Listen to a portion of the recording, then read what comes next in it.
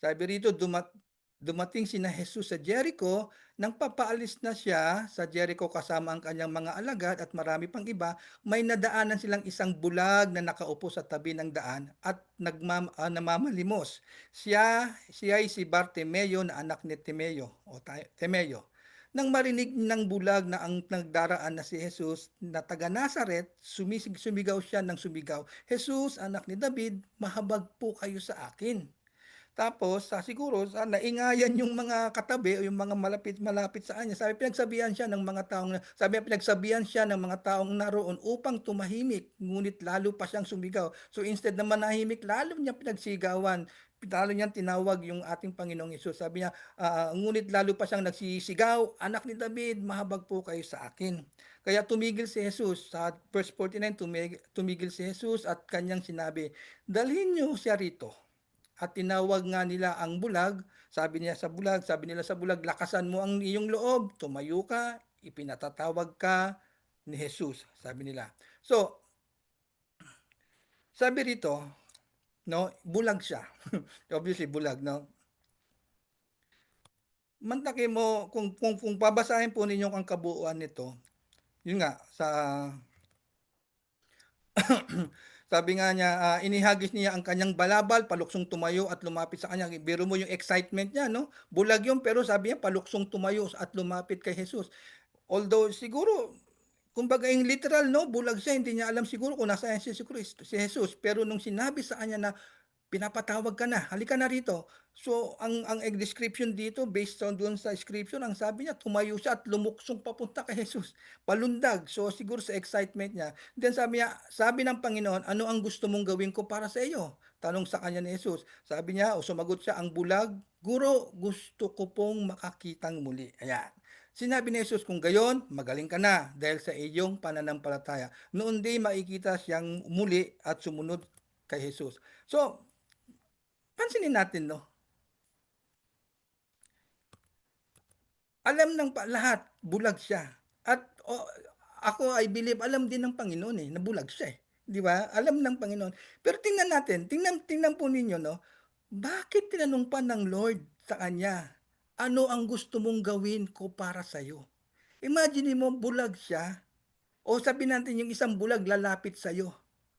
Halimbawa, sabi na natin nilid ka na mag pray na ng may sakit o yan tulad niyan may bulag at lumapit sa yung bulag at bigla mong sasabihin tatanungin mo anong gusto mong gawin ko sa iyo. So anong mararamdaman o kung anong kayang mararamdaman ng mga nakikinig o mga naandoon na ano ba naman to? Alam na ang bulag syempre, 'di ba? Pero si Jesus, ang ating Panginoon, firm and bold and the same time specific. Sabi niya, anong gusto mong gawin ko para sa iyo? So, sa akin pagbabasa, medyo nakakaintriga, no? Si Lord naman, alam lang ang bulag niyan. Siyempre, automatic yan. Ang unang hihilingin niya, yung makakita siya, di ba? Sino ba naman bulag ang unang, ang unang hihingiin, makalakad, di ba? Kaya specific. Kaya dito, ang sabi ng bulag, Lord, gusto kong makakita, sabi niya, di ba? Sabi mo, gusto kong makakita. Kaya in other words, sabi po rito, no, kung susumahin natin lahat, hindi sapat na alam ni Jesus ang kanyang mga pangangailangan. Hindi lamang po sapat o it's not enough na alam ng Lord o alam ng Lord kung ano yung pangangailangan natin or kung ano yung kailangan natin, di ba? Ang itinuturo dito ng Biblia, ang gustong ipakita sa atin ng Biblia na dapat itong sabihin o ihayag. So gusto ng Lord ihayag ni Bartimeus kung ano talaga ang tunay niyang kailangan.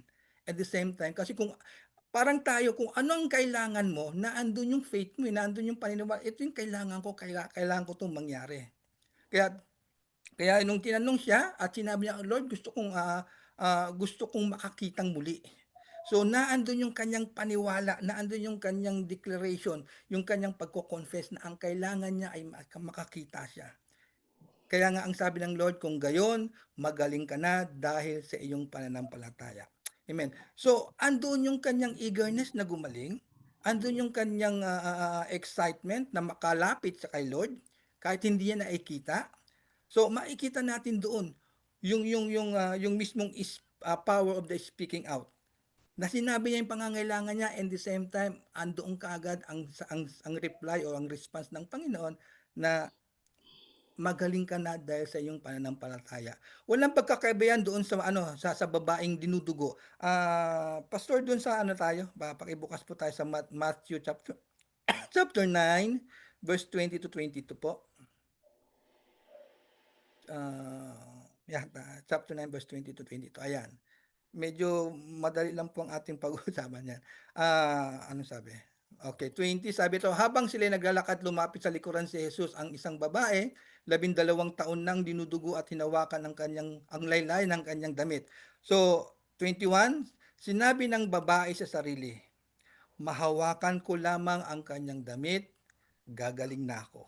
Kaya nung verse 22, lumingon si Jesus at pagkakita sa kanya sinabi, anak, lakasan mo ang iyong loob, pinagaling ka na ng iyong pananampalataya. Noon din gumaling ang babae, noon din ay gumaling ang babae. Na kung mapapansin natin, lahat ng mga tao na nagsalita, lahat ng mga taong tinanong ng Lord kung ano ang nais nila, it happened, no? Nangyari lahat. Gumaling sila. Bakit? Kasi they confess, they spoke it, at inihayag nila ang kanilang mga pangangailangan. So nangyari. Bakit? Bakit kaya gano'n? Bakit nagkagano'n po, no? Kasi dahil tumutugon ang langit sa totoo at tapat na paghahayag. Amen? Tumutugon po ang langit sa honest at true confession kung ano talaga ang kailangan mo. Parang ano yan, parang isang tanong, no? Isang tanong na bigla kang tatanungin ng Panginoon. Halimbawa, ngayon ora mismo, tatanungin ka. Michael, o sabi natin kung sino man kayo, tatanungin kayo, ano ang gusto mong mangyari ngayon sa oras na to, sa mga sandaling ito? Yeah. 'Di ba ang hirap sagutin? Mag-iisip ka talaga eh. Hindi ka ako to be honest, I believe hindi ka kaagad-agad makakasagot. Hindi ka kaagad-agad makakasagot kapag tinanong ka kung ano ang nais mo, kung ano ang gusto mo mangyari sa buhay mo ngayon. Yan.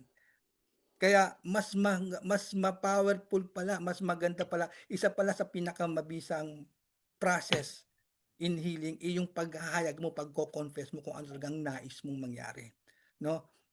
Ah, yun nga na hindi mo mapapagaling ang hindi mo ihahayag. Hindi kumbaga hindi magiging walang epekto kapag hindi ka magsasabi, hindi ka magde-declare, hindi ka magko-confess kung anong gusto mo. Hindi kumbaga mahihirapan, walang mangyayari as in wala, wala talaga. At ang pananampalataya po ay nananatiling tahimik o ang pananampalataya na nanatiling tahimik ay ang pananampalataya po na steady lang yan o hindi gumagalaw o parang wala lang, na andyan lang yan, walang silbi. Kaya kailangan when you have faith, spoke it. Kumbaga sabihin mo, ihayag mo. Yan po ang power po yan ng speaking out po, yung paghahayag mo. Yan ang isa sa mga proseso po. So pangalawang proseso, the power of believing deeply po, no? Ang kapangyarihan na maniwala, yung tagang deeper believing po. Alam mo yun kasi maraming maraming tao na naniniwala, pero hindi gano'n sila naniniwala, eh. Nakuha niyo ibig sabihin, kumbaga, oo, naniniwala ako sa'yo, pero hindi lahat, 'yan, hindi lahat. Some of you. Yan, pili lang yung pinapaniwalaan yan. Pero when it comes kay God, when it comes of your faith, sabi rito, the power of believing deeply, isa sa mga mabisang proseso, no? Isang mabisang proseso sa healing, sa word ng healing po. So, iyon yung the power of believing. Kasi ang pagpapahayag o yung pagsasabi ng kailangan mo o kung ano ang gusto mong mangyari ay hindi din diyan sapat. Kailangan ibig sabihin, maraming dumaing o maraming dumadaing, isa na tayo doon sa dumadaing kung ano yung kalagayan natin sa buhay, sitwasyon natin sa buhay, nararamdaman natin sa buhay. Isa tayo sa mga dumadaing. Pero ito, kakaunti lamang po ang nagsasalita ng may pananampalataya at ang pagkakaiba ay yung paniniwala. So, ito po isang example pa 'no, kung naaalala niyo rin po yung, isang, ano ba tawag, yung centurion, sandali po, 'yan centurion po sa Luke 7 chapter 1 sap Luke chapter 7 po pastor, paki-ano po. Tingnan natin, titingnan kasi natin dito mga kapatid, yung mga example when it comes sa process ng healing. 'No? Dito natin pag-uusapan. So, dito po, Luke chapter 1 verse 7 sabi rito, chapter 7 pala, sorry. Chapter 7 verse 1 hanggang 7 po sabi, nang matapos turuan ni Jesus ang mga tao, pumunta siya sa bayan ng Capernaum. Doon ay may isang kapitang Romano na may aliping mahal mahal sa kanya. May sakit ang aliping ito at nasa bingit ng kamatayan. Nang mabalitaan ng kapitan ang tungkol kay Jesus, Nang mabalitaan ng kapitan tungkol kay Jesus, nagsugo siya ng isang mga pinuno ng mga Hudyo upang pakiusapan si Jesus na dalawin at pagalingin ang alipin. Paglapit ng mga sugo kay Jesus, taimtim silang nakiusap sa kanya. Siya po ay karapat-dapat na pagbigyan ninyo sapagkat mahal niya ang ating bansa. Sa katunayan nga po ay pinagpatayo niya tayo ng isang sinagoga. Sumama sa kanila si Jesus ngunit nang malapit na siya sa bahay ay nasalubong niya ang mga kaibigan ng kapitan. Sila ay sinugo ng kapitan upang ipasabi kay Jesus ang ganito, Ginoo, huwag na po kayong magpakapagod. Hindi po ako karapat-dapat na puntahan pa ninyo sa aking tahanan. Verse 7, ni hindi Ni hindi rin po ako karapat-dapat na humarap sa inyo, ngunit sabihin lamang po ninyo at gagaling na ang aking alipin. Oo. Ako po ay nasa ilalim ng mga nakakataas sa akin. Okay na po 'yun. Ang sabi niya rito sa verse 7 lang po, 'no. Ngunit, ngunit sabihin lamang po ninyo at gagaling na ang aking alipin. Ika nga sa English, say the word and my servant will be healed. Alam niyo po ba ang ibig sabihin 'yun? Yan pong sinasabi, isa sa mga puwedeng i-define that, ah, that is the pure faith. Naniniwala yung centurion o naniniwala yung kapitan na hindi na kailangang puntahan pa ni Lord yung servant niya. Dahil sapat na po yung kanyang salita para gumaling ang kanyang servant. So, napaka ibang klaseng faith meron 'to 'no? At dahil doon sa faith na yun, dahil doon sa paniwala niya, sa kanyang paniniwala po, namangha po ang Panginoon. Kaya sinabi ng Panginoon sa mga taong 'to, kahit nasa Israel ay hindi ako nakakakita ng ganitong kalaking pananampalataya. Imagine niyo, Jesus marvel, kumbaga namangha po ang Panginoon sa gano'ng kalaking faith, sa gano'ng paniwala ng taong yun, sa gano'ng pagtitiwala din ng kapitan na yun sa Diyos. Kung titingnan niyo po, hindi niya pa nami-meet mismo ang Diyos, ang Panginoon, 'di ba? Hindi pa niya nami-meet personally. Naririnig niya lang base sa kanyang mga gwardiya o sa mga alipin na nakakarinig sa balita sa Panginoong Hesukristo. Pero tingnan niyo yung faith niya, comes 'no, pagdating sa kanyang pananampalataya at paniwala niya at pagtitiwala sa Diyos. Hindi na daw kailangan pa ng Panginoon na pumunta o puntahan yung tao, yung kanyang servant. Sabihin niya lang, magsabi lang siya at gagaling na yung kanyang servant. So sa mga tuwid po, ang pananampalataya ay naging tulay sa pagitan ng hindi nakikita at nakikita. Alam naman po ninyo, yung nature, isa sa mga nature po ng mga Israelites nung time na yon is to see is to believe. Yung hindi sila maniniwala hangga't hindi nila nakikita. At yang ganyang nature na yan, alam niyo po ay namana natin hanggang ngayon. Maraming mga Kristiyano din, Kristiyano na ha, maraming mga Kristiyano, I'm talking about in general po, no? Hindi lang in some particular, generally, no, na marami sa atin na ganun pa rin ang pananaw na to see is to believe. Pero sinasabi nila na sila may pananampalataya. Kasi ganito po yan, mga kapatid, alam niyo po, iba yung when it comes of faith, believe and trust. No, doon pa lang sa believe and trust, malaki na po pagkakaiba eh, no? Iba kasi yung pagtitiwala mo o nagtitiwala ka at iba rin yung naniniwala ka. Amen? Ibig sabihin po, ika'y, halimbawa yun naniniwala ako sa sinasabi mo, okey, pero hindi ako nagtitiwala sa'yo. Bakit ka naniniwala? Kasi alam ko totoo yun. Meron akong pruweba din, may mga ebidensya ako, sabi natin may mga proof ako na tama yung sinasabi mo, naniniwala ako diyan. But when it comes of trusting him o when it comes of pagtitiwala, hindi mo mahirap, hindi ako magtitiwala sa'yo. Bakit? Kasi hindi pa kita kilala. 'Yan, iba 'yon. Kaya hindi mo masasabing may faith ka kapag yung dalawang 'yon, hindi kumbaga wala yung dalawang 'yon. Kasi nga faith equals belief and trust. Amen? Kaya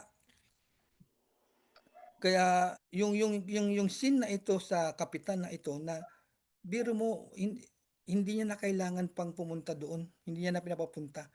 Magsabi lang siya at gagaling na 'yun. So gano'n, kaya nga namangha ang Panginoon, eh. Tandaan natin mga kapatid, dito pa lang isa sa mga proof 'no, na kapag talagang nakita ng Panginoon yung ating pananampalataya, buo ang ating paniniwala at naandun buo din ang ating pagtitiwala sa Kanya. Imagine mo, namamangha ang Lord. At kung titingnan mo rito, based doon sa theological definition, pansinin niyo, itong kapitan na 'to hindi 'to Hudyo. And ang description dito, based po rito sa scripture, sabi ng Panginoon, namangha ang Panginoon kaya humarap siya sa mga napakaraming taong sumusunod sa kanya at sinabi, tingnan niyo, kahit nasa Israel ay hindi ako nakakita ng ganitong kalaking pananampalataya. Imagine mo kahit na daw sa Israel o sa bansang Israel o bayang Israel. Hindi po ba alam naman nating lahat na ang Israel ay kanyang bayan? Pero sabi wala pa daw siya nakitang gano'ng kalaking pananampalataya doon lang sa taong 'yun at hindi pa siya Hudyo, ah, ano 'to considered 'tong Gentiles, yung kapitan na 'to, yung centurion na 'to. Now, kaya nga kung titingnan natin na ang pananampalataya ay naging tulay, faith is the bridge, become the bridge of unseen and the seen. Kumbaga naging tulay sa mga hindi nakikita at nakikita. Ganon din gaya din ng babaeng dinudugo, 'di ba? Gumaling siya hindi dahil sa nahawakan niya ang damit ng Panginoon. Actually, yung time na yon, yung araw din yung maraming taong nakalapit kay Lord na nakahawak din, nahipo yung damit niya. Pero wala nangyari. Pero yung babaeng yon, no, gumaling siya dahil naniniwala siya o naniwala siya sa kanyang puso bago pa niya inabot yung kanyang kamay. At sinabi nga ni Jesus sa kanya, anak, pinagaling ka na ng iyong pananampalataya.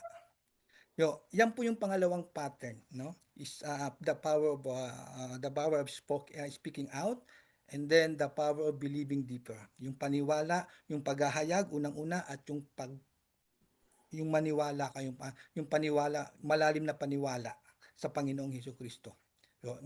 Kaya ibig sabihin hindi lang basta tayo umasa o umaasa, kundi yung believing firmly that Jesus can o kayang gawin ni Jesus Ayan. at gagawin pa niya. Yun ang importante. Maniwala na gagawin ng Lord kahit anong mangyari. Sa lahat ng sasabihin mo, gagawin niya ng Lord as long na namimit mo yung mismong sinasabi ng Panginoon, yung pagiging tapat sa pagpapahayag. At yan po yung sikreto sa likod ng bawat himala, no? Tingnan mo ang bawat pagpapagaling na naisulat sa Biblia, yung mga healing event na ginawa ng Panginoon at makikita po yung ang lahat ng pattern na yan. Una, sinabi nila ang kailang mga pangangailangan. Tinatanong ng Panginoon every time na nag-heal siya, tinatanong niya, ano ang kailangan mo, ano ang gusto mong mangyari, ano ang maipaglilingkod ko sa iyo, anong gusto mong gawin ko, tinatanong niya. Kaya kasi kailangan niya, gusto niya ihayag mo ano ang talagang gusto mo. So gusto ba natin gumaling? Ano bang ano bang gusto natin? Yan, mga ganyan, no? Pagkatapos ay maniwala o naniniwala siya sa kanyang kapangyarihan, na dapat maniwala tayo na kung anong kanya niyang gawin. At kapag gano'n nangyari, doon po kikilos ang langit. Amen. Then doon din po magiging posible ang impossible.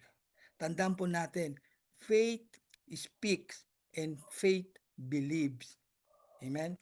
Faith speak and Faith believes. Hindi puwedeng makukumpleto yung faith mo, hindi ka magiging kakaroon ng genuine faith kapag puro speak ka lang din ng speak pero hindi ka naniniwala. Hindi rin makukumpleto yung faith mo kapag naniniwala ka nga pero hindi mo naman inihahayag, nananahimik ka lang, 'di ba? Para lang design lang yung faith mong yun. Kaya hindi ito pareho o hindi lang 'to isa kundi pareho itong nagtutulungan po. Kailangan magkasama 'to parang kidlat at kulog, 'di ba? Kapag kumidlat, sigurado ang kasunod kulog, tama ba? Tama ba yung Pastor Jimmy? Kasi dito minsan lang kumidlat, eh, tama pag may kulog ay ano, kikidlat muna 'di ba? Pag kumidlat kasunod kaagad yung kulog, 'yan. Gano'n din pagdating sa proseso ng healing. Confess, then believe deeply, not just only believe, but believe deeply. Amen. Si Jesus po ay gumagalaw, si Jesus po ay naggumagalaw palagi yan kung saan nagtatagpo po yung dalawang pattern na ito. Yung speaking out, confess, no? And then believe. Amen. Kung saan ang tapat na tinig ng mananampalataya, yun nga, yung confess, yung honest confess po, ay nakatugon sa hindi matitinag na pananampalataya ng isang pusong nagtitiwala sa Diyos. So, madaling sabihin, madaling magsabi, madaling pakinggan. Pero madali ring gawin yan kung tunay kang naniniwala sa Diyos, kung tunay nga may pananampalataya ka sa Diyos. Amen. Kaya kung ikaw mayroong hinihiling, mayroon kang pinapanalangin, mayroon kang karamdaman ngayon o may karamdaman man mga mahal mo sa buhay at itong patuloy mo itong nilalapit, sige lang, i-speak out mo siya with the honest confess. Ihayag mo siya. Kasi yun ang baka kasi usually minsan nami-mislook po natin ang ating panalangin, eh. More on tayo panalangin, "Lord pagalingin niyo po ako. Lord pagalingin niyo po ito, pagalingin po ang aking asawa, pagalingin niyo po si ganito, si ganyan. Lord kailangan po we ask for your divine healing." 'Yan, okey. Talagang 'pag lumapit kay Lord, alam naman ni Lord kung anong kailangan mo but you have to say it. Parang parang ngang ito yung sabi nga ng babaeng dinudugo 'no, "Mahawakan ko lang kahit yung dulo ng kanyang damit, ako'y gagaling na." Andun yung pananampalataya 'no, na tsaka yung pag-ano pala ating paghahayag, straight tayo, 'wag na tayong magpaligoy-ligoy pa. Kumbaga yung meron kasing iba may I mean na hindi naman lahat 'no, pero merong iba yung, "Lord, Lord, tulad nga ng iyong, ng mga sugat mo, yung mga dugo na lumatay o dumaloy sa krus ng Kabaylos, pagalingin niyo kami." Okey yun, tama yun, but kailangan to the point kasi ang Lord doon ka, eh, direct, eh. 'Di ba? Do'n nga po sa example natin o do'n sa binasa natin, eh, direct, eh. Alam ni Lord kung ano yung pangangailangan ng bulag, pero tinanong pa rin niya kasi gusto niyang ihayag. Gusto niyang marinig mula sa bibig ni Bartimeus kung ano ang gusto niyang mangyari. Gano'n din tayo, direct tayo. Idirekta natin 'yan with believe, deeply believe. Amen? Amen po ba? So, ano po at, tayo po'y, mamaya na po mga tanong 'no? Nandiyan naman po sila Pastor Dave tsaka si Pastor Jimmy sa mga tanong. Palagi naman sila ready din, eh, kaya nga walang problema. Amen. So, hallelujah. So, tayo po'y manalangin po muli, hallelujah. Para samahan niyo po muli ako sa panalangin. Praise God. Panginoon salamat sa salita po ninyo na amin pong na-tackle Lord God, na-discuss. Tunay nga po Panginoon, hayain niyo ang mga salitang ito ay tumimo sa bawat isa sa amin Lord God, sa kaibuturan ng aming mga puso at tulad nga po ng isang binhi, ito'y hindi lamang po Panginoon gugulong sa aming mga puso kundi ito'y lalago Panginoon at amin nga po 'tong mag-apply sa aming buhay spiritual o Kristiyano Panginoon when it comes sa aming faith Panginoon, sa aming pagpapahayag ng lahat ng aming pangangailangan not just only in the materially o ano pa man Panginoon, kundi Panginoon sa aming, healing Panginoon, kagalingan namin Lord God. sa aming puso, sa aming espiritual, sa aming karamdaman, physically, Panginoon, and spiritually. Lord, dayain niyo na ito'y aming mai-apply nga po, Panginoon, ang maihayag namin with the honest confession, Panginoon, in the same time, Panginoon, ang magkaroon kami ng paniwala na hindi lamang paniwala kundi a deeper belief, Panginoon, na inyong magagawa nga po, Panginoon, ang lahat ng aming inihahayag sa inyo. Dahil ito po, kami naniniwala na ito po'y ang nais nyo. Ito ang nais nyo po, Panginoon, ayon sa inyong Biblia na nais nyong ituro sa amin, Lord God. Salamat po, Panginoon, pagpalain nyo po ang bawat isa na narito, Lord God, at kayo po ang siyang patuloy na gumabay, Panginoon, sa bawat isa. At alam nyo po, Panginoon, hindi po lingid sa inyo ang lahat ng laman ng aming mga puso, ang aming mga pangangailangan, ang desire namin, Panginoon. Hindi po lingid nyo sa inyo ito, Panginoon. Kaya, Panginoon, hinihiling po namin o hinihiling ko po personally, Panginoon, na kayo po ang siyang mag-grant nito according to your will, Panginoon. Salamat po, Panginoon. Pagpalain po ang bawat isa, Panginoon. In Jesus' name. Amen. Amen.